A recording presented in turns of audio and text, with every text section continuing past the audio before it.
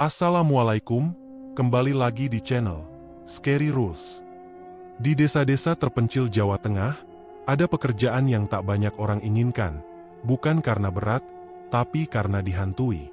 Mereka bukan paranormal, bukan dukun, tapi setiap malam, mereka menggali untuk menyambut yang telah mati. Tapi siapa sangka, jika mereka langgar salah satu aturan ini saja, yang datang bukan jenazah, melainkan sesuatu yang tak boleh bangkit kembali. Ada 12 peraturan kuno yang wajib ditaati oleh setiap penggali kubur, dan melanggarnya bisa membawa kutukan bagi seluruh desa. Jangan tertawa, karena ini bukan cerita, ini peringatan. Peraturan 1. Jangan pernah menggali sebelum ayam berkokok. Saat menerima perintah menggali kubur, pastikan kau mulai hanya setelah ayam pertama di desa berkokok. Jangan lebih cepat, walau langit terlihat terang.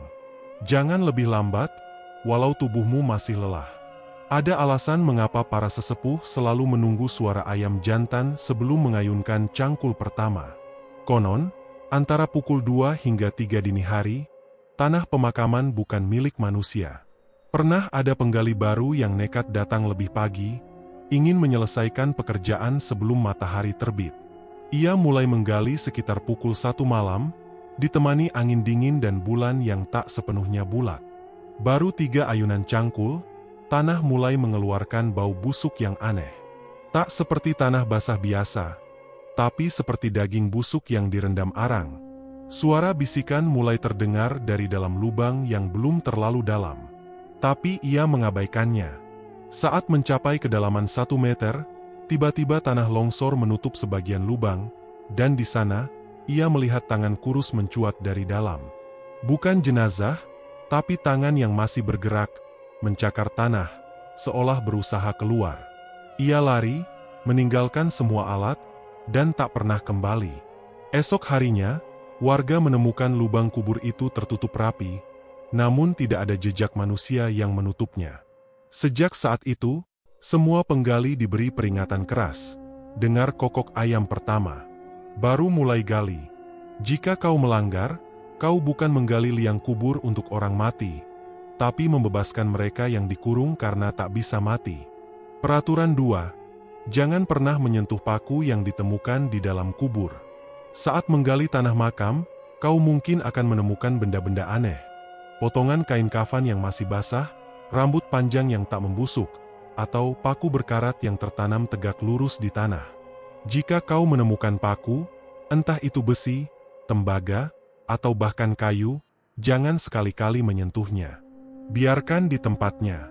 Kuburlah kembali dengan tanah. Jangan bertanya. Jangan penasaran. Di desa lereng Gunung Merapi, pernah ada penggali muda yang bernama Arwan. Ia menemukan paku kuno tertanam dalam posisi aneh di dasar liang, tepat di atas titik tempat kepala jenazah akan diletakkan. Ia penasaran. Ia cabut paku itu, berharap menemukan mistis atau benda pusaka. Tapi sejak paku itu dicabut, tanah kuburan mendadak kering dan keras. Cangkul tak bisa menembusnya. Langit yang sebelumnya cerah langsung gelap, padahal belum waktunya petang. Arwan pulang membawa paku itu ke rumah. Sejak malam pertama, ia tak bisa tidur. Di dinding kamarnya, setiap malam terdengar suara ketukan. Sekali, 2 kali, lalu 3. Seperti suara paku yang dipalu ke peti mati. Setiap malam juga, mimpinya dipenuhi bayangan seorang perempuan berjubah putih dengan mata hitam menganga. Ia meminta satu hal, kembalikan paku itu, atau kau akan jadi pengganti. Pada malam ke-7, Arwan ditemukan tak bernyawa di ruang tamu. Tubuhnya kaku, bibirnya membiru, dan di dadanya tertancap paku yang sama. Sejak kejadian itu, sesepuh pemakaman menambahkan satu peraturan baru. Paku di dalam kubur bukanlah milik orang mati, melainkan milik perjanjian. Jika kau rusak perjanjian itu, maka namamu akan tertulis di bawah tanah yang sama. Peraturan 3. Jangan pernah menggali kubur sebelum fajar, kecuali kau siap tidak kembali. Menggali kubur biasanya dilakukan di pagi hari, selepas subuh, agar proses pemakaman bisa selesai sebelum tengah hari. Tapi kadang, ada keluarga yang memaksa. Jenazah harus dimakamkan segera, karena alasan adat, atau karena bau mayat sudah mulai mengganggu. Tapi peraturan yang dipegang erat oleh para penggali lama di Jawa Tengah adalah satu ini. Jangan pernah mulai menggali sebelum fajar benar-benar menyingsing. Karena di antara jam 3 hingga setengah 5 pagi, tanah pemakaman bukan milik manusia, melainkan milik mereka. Mereka yang masih menggantung di antara dunia dan alam lain. Mereka yang belum menerima takdir kematian, dan mengembara tanpa tubuh, menempel pada liang yang masih kosong, atau menunggu kesempatan untuk mengisi jasad yang baru. Konon, setiap liang yang digali sebelum waktunya, akan membuka pintu untuk arwah yang tersesat. Dan mereka tak akan ragu mengambil tubuh siapapun yang ada paling dekat. Cerita ini pernah terjadi di daerah Banyumas, pada seorang penggali bernama Pak Bejo. Karena urusan keluarga, dia nekat menggali kuburan jam 3 lewat sedikit. Lampu petromak jadi satu-satunya penerangan, dan hanya ada suara cangkul menghantam tanah. Tapi makin dalam dia menggali, makin aneh tanah itu terasa. Gumpalan tanah terasa basah padahal tak hujan. Ada bau anyir menyengat seperti darah basi. Dan saat dia menggali lebih dalam, tanah seperti berdenyut. Seperti jantung yang berdetak perlahan. Pak Bejo pulang dalam keadaan bingung dan gemetar. Malamnya, keluarganya melaporkan bahwa ia mulai berbicara sendiri, sering berjongkok di pojok rumah sambil mencangkul lantai. Ia tak makan, tak tidur, hanya bergumam, belum cukup dalam, belum cukup dalam. 3 hari kemudian, ia menghilang. Yang ditemukan hanyalah liang kubur yang kembali terbuka, tapi tak ada mayat, tak ada Pak Bejo. Hanya ada cangkul tua dan bekas telapak kaki yang mengarah ke dalam, bukan keluar. Sejak itu, para penggali baru diingatkan. Kalau ingin kembali pulang, tunggulah matahari bicara. Karena sebelum itu, kau bukan penggali, tapi mungkin calon pengganti. Peraturan 4. Jika terdengar suara ketukan dari dalam liang, jangan pernah melihat ke dalam. Mungkin ini terdengar seperti lelucon. Jenazah mana yang bisa mengetuk dari dalam? Tapi para penggali kubur di lereng Merapi dan Merbabu tahu, ini bukan suara yang bisa kau abaikan. Ketukan itu bukan dari tangan manusia, melainkan dari arwah yang terjebak, dan mereka mengetuk bukan minta dikeluarkan, tapi mengundangmu masuk. Kejadian paling terkenal terjadi di pemakaman tua desa T. Nama lengkapnya tak pernah disebut lagi sejak malam itu. Seorang penggali muda bernama Farel diminta menggali liang malam hari, karena jenazah harus dikuburkan pagi buta.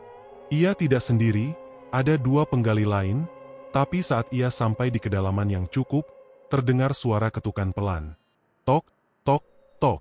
Awalnya mereka pikir itu suara akar yang patah. Tapi suara itu teratur, seperti dari dalam peti, padahal petinya belum dimasukkan. Dan suara itu hanya terdengar oleh Farel. Merasa penasaran, Farel menyorotkan lampu senter ke dalam. Ia menunduk, memperhatikan, dan tiba-tiba diam. Tatapannya kosong, badannya kaku. Teman-temannya memanggil-manggil tapi ia tak menyahut. Ketika mereka menyentuh bahunya, Farel terjatuh ke dalam liang. Waktu ditarik, tubuhnya masih hangat. Tapi wajahnya pucat seputih kapur. Matanya tak bergerak. Ia bernafas, tapi jiwanya seperti tak lagi di sana. Farel hidup, tapi tidak benar-benar hidup. Ia sering ditemukan berdiri di pinggir kuburan tengah malam. Sendirian, kadang berbicara sambil menunjuk ke liang yang kosong, mereka masih mengetuk. Semenjak itu, para penggali sepuh selalu memperingatkan. Kalau kau dengar ketukan dari liang yang belum dihuni, jangan balas, jangan lihat, cukup lanjutkan kerja. Karena sekali kau lihat, mereka akan melihat balik. Dan jika kau terlanjur melihat dan mendengar, bersiaplah. Karena malam-malam berikutnya, ketukan itu bisa datang dari balik dinding kamarmu sendiri. Peraturan 5. Jangan pernah menyebut nama jenazah saat proses penggalian. Dalam adat kuno yang masih dipegang erat oleh para penggali kubur di wilayah pedalaman Jawa Tengah, ada satu larangan mutlak. Jangan menyebut nama almarhum saat menggali liang kuburnya. Bukan karena tidak hormat, tapi karena nama adalah panggilan roh. Dan ketika seseorang telah mati, namanya bukan hanya milik dunia ini lagi. Kisah ini berasal dari seorang penggali senior bernama Pak Karno. Ia telah mengubur lebih dari 1.000 jenazah selama hidupnya, dan hanya satu kesalahan yang hampir merenggut nyawanya. Waktu itu, ia bersama 2 anak magangnya menggali kubur untuk seorang perempuan bernama Bu Sri, seorang dukun pijat yang cukup dikenal di desa. Salah satu anak magang, entah karena gugup atau sekadar bercanda, menyebutkan, "Wah, liang Bu Sri ini dalam banget, ya." Pak Karno langsung terdiam. Seketika suasana berubah. Angin berhenti bertiup. Pohon-pohon bambu yang biasanya bergoyang seolah membeku. Udara menjadi berat dan bau bunga Kamboja menyeruak kuat. Pak Karno menyuruh mereka diam dan menyelesaikan penggalian secepat mungkin. Namun, sejak malam itu, anak magang yang menyebut nama Bu Sri mengalami kejadian-kejadian aneh. Setiap tengah malam, ia mendengar suara perempuan tua memanggil namanya dari luar jendela. Kadang dengan suara serak, kadang dengan bisikan mengerikan. "Nak, kamu panggil ibu, ya?" Ia tidak bisa tidur, tidak bisa makan, dan pelan-pelan akalnya terganggu. Setelah seminggu, ia ditemukan duduk di kuburan Bu Sri, mengenakan baju serba putih, menggali dengan tangan kosong, sambil berkata lirih, "Maaf, Bu Sri, saya cuma manggil pelan kok." Sejak itu, semua penggali di desa itu sepakat. Jika kau menyebut nama mereka, mereka akan menjawab. Dan jawaban dari dunia kematian bukanlah sesuatu yang ingin kau dengar. Jika terlanjur menyebut namanya, segera taburkan bunga 7 rupa ke liang dan bacalah doa perlindungan. Tapi jika malam pertama setelah itu kau terbangun karena mendengar namamu dipanggil dari balik jendela, jangan jawab, jangan lirik, dan jangan pernah buka gorden, karena yang berdiri di luar bukan manusia. Peraturan 6, jika tanah kuburan tiba-tiba gembur saat digali, hentikan sejenak dan dengarkan. Saat seorang penggali kubur mulai mencangkul tanah makam dan mendapati tanahnya tiba-tiba menjadi gembur dan ringan seperti pasir basah, itu bukan pertanda baik. Tanah pemakaman seharusnya padat, apalagi jika belum pernah digali sebelumnya. Jika tanah terasa seperti berlubang atau mudah amblas, maka proses penggalian harus dihentikan seketika. Peraturan ini bukan dibuat tanpa sebab. Di desa T di wilayah lereng Merbabu, seorang penggali bernama Pak Sumar pernah mengabaikan tanda ini. Ia sedang menggali liang untuk seorang pemuda korban kecelakaan motor. Baru beberapa cangkul, tanah terasa aneh, mudah sekali digali, dan bagian tengah seperti kosong. Anak magangnya menyarankan berhenti. Tapi Pak Sumar, yang sudah menggali selama 20 tahun, tertawa kecil, menganggapnya hal biasa. Hingga saat cangkulnya menghantam benda keras. Awalnya disangka batu. Tapi ketika tanah disingkirkan, terlihat sepasang tangan menghitam mencuat dari balik tanah. Jari-jarinya kaku mencengkeram udara. Bukan kerangka, tapi masih utuh, seperti baru saja dikubur kemarin. Suasana mendadak mencekam. Udara mendingin, dan terdengar suara gemeretak kecil, seperti bisikan yang naik dari dalam tanah. Mereka semua mundur, tapi tubuh Pak Sumar mendadak kaku, tatapannya kosong. Ia menggumam sendiri, dia belum waktunya dikubur, dia belum mati waktu itu. Belakangan diketahui, lokasi itu dulu pernah digunakan untuk mengubur seorang pesakitan yang mati secara tidak wajar di masa penjajahan. Sejak saat itu, tanah di area itu selalu menjadi tanah lembut yang menolak mayat baru, karena masih ada yang belum ikhlas di dalamnya. Kini, jika ada tanah yang terasa gembur seperti itu, penggali kubur akan diam selama 3 menit penuh, menancapkan cangkul ke tanah, dan mendengarkan. Jika terdengar seperti bisikan atau desahan, maka lokasi itu harus dipindah sejauh 2 meter. Bukan karena takut mayat lama, tapi karena roh yang dikubur dalam keadaan marah, akan menyeret roh baru yang datang ke liang yang sama.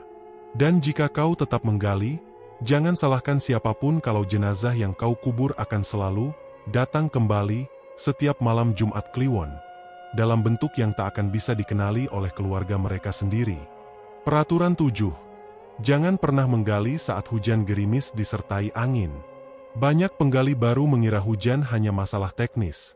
Tanah menjadi becek, sulit digali, atau membuat proses pemakaman lebih lambat. Tapi di beberapa desa tua di Jawa Tengah, gerimis dengan angin halus justru dianggap sebagai tanda dari mereka yang tak kasat mata. Peraturan ketujuh ini bukan hanya larangan, tapi juga bentuk perlindungan terhadap mereka yang masih hidup. Suatu malam, di desa Kaliwungu, seorang penggali muda bernama Wahyu nekat menggali makam meskipun gerimis tipis mulai turun sejak maghrib. Angin yang bertiup seperti berbisik, membawa aroma anyir bercampur bunga melati layu. Para penggali senior sudah memperingatkan, tapi karena esok harinya adalah hari baik untuk pemakaman, Wahyu tetap lanjut menggali. Sekitar pukul 9 malam, saat liang sudah hampir setengah meter, cangkul Wahyu mendadak menghantam sesuatu keras. Bukan batu, tapi seperti tulang, namun bukan manusia. Panjang, ramping, dan warnanya kelabu pucat. Ia meletakkannya di pinggir lubang dan melanjutkan kerja. Tapi semenit kemudian, semua orang melihat sesuatu yang tak bisa dijelaskan. Bayangan hitam berdiri di sisi lubang, tinggi, kurus, tanpa wajah, mematung dalam diam, kepalanya menunduk ke arah liang. Salah satu penggali tua langsung melempar bunga 7 rupa dan membaca doa pelindung. Tapi Wahyu, yang tak percaya, justru meludah ke tanah dan mengumpat karena merasa diganggu. Malam itu juga, Wahyu menghilang. Ia tidak pulang ke rumah, tidak menjawab telepon. Teman-temannya mengira ia pergi ke warung kopi. Tapi keesokan harinya, di tengah prosesi pemakaman, liang yang sudah digali malam sebelumnya ternyata terisi tubuh seseorang dalam posisi meringkuk. Tubuh itu berlumpur, pakaian compang-camping, dan setelah dibersihkan, ternyata itu tubuh Wahyu sendiri. Ia telah terkubur semalaman, dalam lubang yang ia gali sendiri, dalam posisi seperti memohon ampun. Tidak ada jejak kaki lain di sekitar makam. Tidak ada tanda-tanda perlawanan. Seolah-olah ia memang berniat mengubur dirinya sendiri. Sejak kejadian itu, semua penggali di desa-desa tua di Jawa Tengah menuruti peraturan ini. Jika hujan gerimis disertai angin datang sebelum atau selama proses penggalian, segera berhenti. Tutup liang dengan pelepah pisang dan bacalah doa pelindung. Karena angin yang membawa gerimis itu, bisa jadi adalah roh penasaran yang mencari tempat menggantikan jasadnya yang lama. Peraturan 8, jangan pernah menyapu tanah bekas galian setelah tengah malam. Pekerjaan menggali kubur tak selesai begitu liang ditutup. Biasanya, sisa-sisa tanah dari galian dikumpulkan dan diratakan agar area pemakaman tetap rapi. Tapi ada satu aturan yang tidak boleh dilanggar di banyak tempat pemakaman tua di Jawa Tengah. Jangan pernah menyapu atau merapikan tanah bekas galian setelah tengah malam. Bukan karena takut lelah. Bukan karena soal waktu. Tapi karena, konon, tengah malam adalah waktu arwah terakhir mengintip rumah barunya. Mereka datang diam-diam, tidak selalu yang baru dimakamkan, tetapi juga yang telah lama terkubur, yang penasaran, yang belum diterima, atau yang tidak pernah dikunjungi lagi. Seorang penggali bernama Pak Darmo, dikenal rapi dan perfeksionis. Suatu malam, usai pemakaman dadakan karena kecelakaan maut, dia merasa tanah di sekitar makam terlihat berantakan. Pemakaman selesai sekitar pukul 11 malam, dan setelah para keluarga pulang, ia kembali dengan sapu lidi besar. Ia mulai menyapu tanah dengan tenang, hanya ditemani senter kecil. Tapi tiap sapuan, suara aneh mulai terdengar, seperti suara geraman dari bawah tanah. Ia mengira itu suara hewan, hingga kemudian ia melihat tanah di satu sisi makam bergoyang seperti sedang diaduk dari dalam. Sapu lidinya patah. Senter mati. Dan saat ia hendak lari, ia melihat jejak kaki kecil-kecil seperti anak-anak yang berjalan di atas tanah basah. Tapi tidak ada siapapun di sana. Angin tiba-tiba berputar kencang, membawa bau amis yang menusuk hidung. Keesokan paginya, warga menemukan Pak Darmo tergeletak di depan gerbang makam, dalam keadaan hidup, tapi tidak bisa bicara lagi. Matanya kosong, lidahnya keluh, dan jemarinya kaku seperti memegang sapu yang sudah tak ada. Sejak malam itu, Ia hanya bisa duduk di depan rumahnya, menatap langit, seolah menyaksikan sesuatu yang tidak bisa dijelaskan oleh manusia biasa. Warga meyakini, yang dilanggar Pak Darmo bukan hanya soal waktu, tapi juga soal kesadaran akan ruang yang bukan lagi milik manusia. Karena tanah bekas galian itu belum benar-benar ditinggalkan, masih ada yang menjejaknya dari dunia lain. Maka peraturan ini tak boleh diabaikan. Biarkan tanah kuburan membereskan dirinya sendiri saat malam telah lewat. Jangan sentuh tanah galian setelah jam 12 malam, atau kau akan membersihkannya bersama mereka yang tak kasat mata, selama-lamanya. Peraturan 9. Jangan menoleh jika ada yang memanggil namamu dari dalam kubur. Para penggali kubur yang sudah lama bekerja di pemakaman desa-desa tua Jawa Tengah pasti hafal peraturan ini. Entah dari mana asalnya, tapi sejak dulu, setiap penggali baru selalu diwanti-wanti. Kalau sedang gali atau tutup liang, lalu ada suara memanggil namamu dari arah liang kubur. Jangan menoleh, jangan jawab. Lanjutkan saja pekerjaanmu. Awalnya, ini terdengar seperti lelucon yang digunakan para senior untuk menakut-nakuti yang baru. Tapi cerita demi cerita membuatnya jadi kepercayaan yang tidak bisa dianggap remeh. Pernah ada seorang penggali muda, namanya Seno. Ia baru bekerja 2 minggu. Suatu malam, ia diminta menggali makam baru untuk jenazah yang akan dimakamkan dini hari, karena alasan adat. Saat sedang menggali dalam diam, ia mendengar seseorang memanggil namanya dari belakang. Seno. Suaranya pelan, berat, seperti ditarik dari kedalaman sumur. Seno berhenti, menoleh. Tidak ada siapa-siapa. Ia melanjutkan. Beberapa menit kemudian, Seno.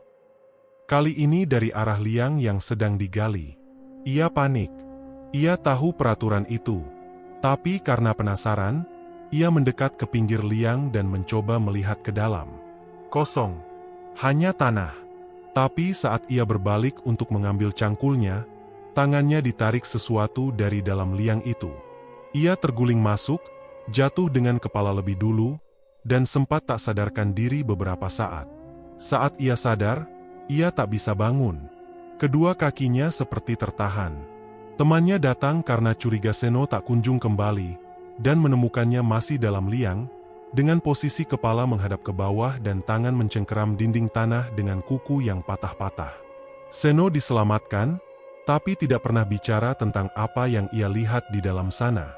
Namun sejak malam itu, setiap kali ia tidur, ia selalu mendengar suara yang sama, memanggil, berulang-ulang. Seno, kamu sudah lihat aku, sekarang gantian, kamu di bawah, aku di atas. Karena itu, peraturan ini bukan soal mistik belaka. Banyak yang percaya bahwa suara yang memanggil itu bukan arwah orang mati, tapi entitas pengganti, sesuatu yang ingin mengambil tempatmu di dunia, dengan syarat kamu menoleh atau menjawab panggilannya. Maka ingatlah selalu, jika ada suara dari dalam liang memanggil namamu, abaikan. Jangan dijawab, jangan ditoleh. Karena jika kau menjawab, kau bukan lagi milik dunia ini. Peraturan 10. Jangan pernah menyapu daun kering di atas pusara setelah jam 2 dini hari. Sebagai penggali kubur, tugas tak hanya menggali dan menimbun tanah. Kadang, kau juga diminta membersihkan area makam. Tapi ada satu larangan keras yang harus selalu kau ingat. Jangan pernah menyapu daun kering di atas pusara setelah jam 2 dini hari. Bahkan jika angin menerbangkan seluruh gugusan daun kering ke pusara penting, biarkan saja. Tunggu pagi. Larangan ini bukan tanpa sebab. Konon, daun-daun kering yang jatuh dan menumpuk di atas pusara saat malam bukan daun biasa.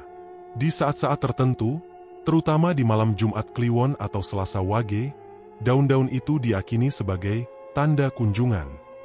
Mereka adalah semacam penanda bahwa malam itu, arwah yang bersemayam di bawah tanah tersebut sedang bangkit, berkeliaran, atau menunggu sesuatu. Cerita paling menyeramkan datang dari seorang penggali tua bernama Pak Siman. Ia dikenal rajin dan tak kenal waktu. Suatu malam, sekitar pukul 2:15, ia melihat banyak daun jati kering berserakan di atas makam milik seorang dukun tua yang semasa hidup dikenal sakti tapi angker. Karena ingin menjaga kebersihan sebelum besok pagi ada upacara ziarah, Pak Siman mengambil sapu lidi dan mulai menyapu. Saat sapu pertama menyentuh gugusan daun di atas makam itu, semua angin berhenti. Udara menjadi sangat sunyi. Tak ada suara jangkrik. Tak ada desiran pohon. Hanya diam. Tiba-tiba, daun-daun yang disapu tadi bergerak sendiri, kembali ke posisi semula, seolah ditarik oleh sesuatu dari dalam tanah. Pak Siman terpaku. Tapi ia tetap menyapu. Sapu kedua, ketiga, keempat. Pada sapuan kelima, tanah di bawahnya retak perlahan, dan terdengar suara geraman pelan dari dalam pusara itu, seperti nafas seseorang yang lama terkubur dan baru keluar dari dalam tanah. Malam itu, Pak Siman pulang dengan tubuh gemetar. Ia tidak pernah mau bicara tentang kejadian itu lagi. Namun sejak malam itu, setiap kali ia lewat pusara tersebut, ada sapu lidi kecil yang tertancap di atas tanah makam, meski tak pernah ada yang menaruhnya. Seolah-olah, sang empunya makam sedang menantang siapa lagi yang berani menyapu malam-malam. Karena itulah, peraturan ini dilarang dilanggar, bahkan untuk alasan kebersihan sekalipun. Jika daun-daun itu sudah dipilih oleh yang tak kasat mata, maka biarkan mereka di sana. Mereka bukan sampah, tapi tanda. Dan membersihkan tanda itu adalah bentuk penghinaan yang tak akan dibiarkan tanpa balas.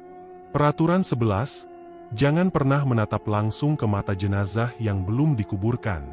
Meskipun pekerjaanmu menuntut ketenangan dan ketabahan, ada satu hal yang harus selalu kau jaga dengan sangat hati-hati.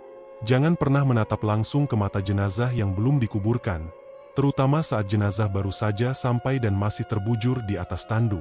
Para penggali kubur berpengalaman percaya bahwa mata adalah jendela terakhir yang belum tertutup rapat dari dunia orang hidup ke dunia kematian. Ketika seseorang mati dengan mata terbuka, meski hanya setengah terbuka, ada kemungkinan arwahnya belum benar-benar pergi. Ada kemungkinan, ia masih mengamati siapa yang ada di sekitarnya, siapa yang menyentuh tubuhnya, siapa yang akan menguburkannya. Konon, pada malam Senin Pahing, seorang penggali baru bernama Warto nekat melanggar aturan ini. Jenazah yang datang hari itu adalah seorang wanita muda yang wafat dalam kecelakaan tragis, tubuhnya masih segar, dan matanya belum ditutup sempurna. Warto, karena rasa penasaran dan sedikit keberanian, menatap langsung ke wajah wanita itu, dan matanya. Sekejap, tubuhnya merinding. Ia merasa seperti diseret masuk ke dalam tatapan itu. Ia tidak bisa berkedip. Dunia seakan berhenti. Di matanya, ia melihat jalan panjang berkabut, dan di ujungnya, wanita itu berdiri sambil menangis.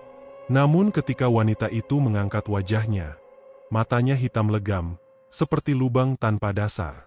Warto jatuh pingsan.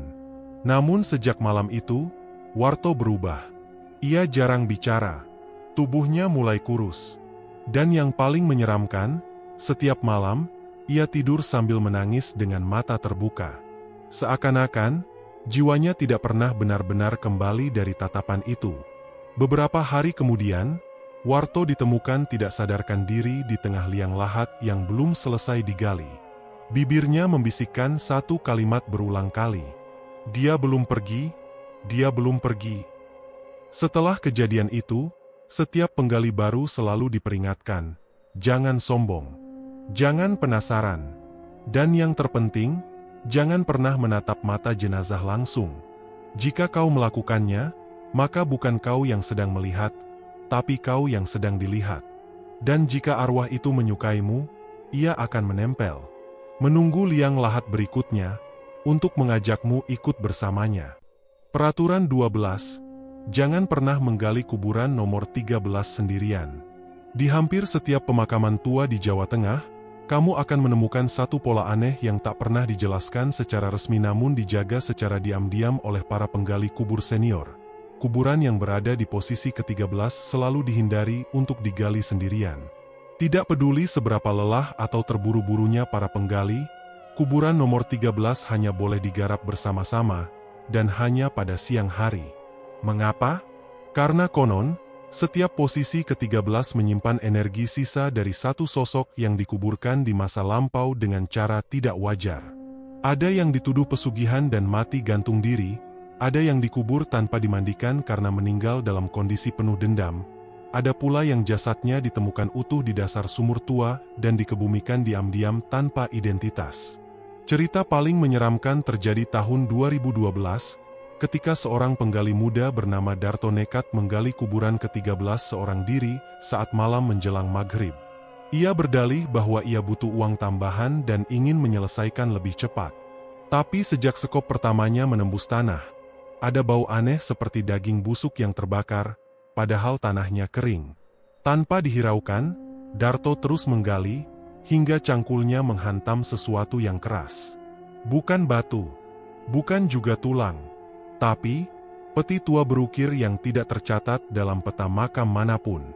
Begitu ia menyentuhnya dengan tangan, peti itu tiba-tiba berguncang, dan dari selapapan yang retak, muncul tangan hitam berlendir yang mencengkeram pergelangan Darto. Ia berteriak, tapi tak seorang pun mendengar. Saat ditemukan esok harinya, Darto masih hidup, namun tangannya menghitam, jari-jarinya membusuk, dan mulutnya terus berkomat-kamit dalam bahasa yang tak dikenali.